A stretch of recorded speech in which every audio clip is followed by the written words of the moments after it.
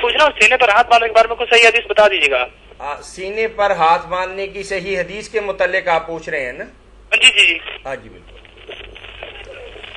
سینے پر ہاتھ باندھنے کی کوئی ایسی روایت جو بالکل ہر خلل سے پاک ہو وہ تو نہیں ہے، مگر چونکہ ابن خزیمہ نے جو روایت لکھی ہے اس میں معمولی ضعف ہے. محمد بن اسماعیل جو ہے نا تھوڑا سا اس کا حافظہ کمزور کہا جاتا ہے، ورنہ وہ سچا ٹھیک ہے.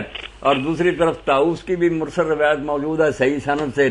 اور طاؤس کی مرسل روایت جو ہے نا وہ بھی بالکل صحیح ہے، صرف تابعی سے ہی مروی ہے نا، مرسل ہے. اب جو لوگ یہ قبول کرتے ہیں کہ مرسل روایتیں بھی ٹھیک ہیں، ان کو تو ماننا چاہیے کہ ادھر مرفوع روایت ہے ساتھ یہ مرسل ہے، مل جل کر یہ دونوں قوی ہو جاتی ہیں، تو ہاتھ سینے پر باندھنے دوسروں کی نسبت زیادہ قوی. اچھا جی یہ صحیح حدیث ہے. ہاں محمد بن اسماعیل کی جو اس میں یہی ہے کہ حافظہ اس کا ذرا معمولی سا کمزور تھا، اور تو کوئی اس پر اعتراض نہیں. یعنی وہی صحیح خزیمہ والی حدیث. ہاں صحیح ابن خزیمہ والی.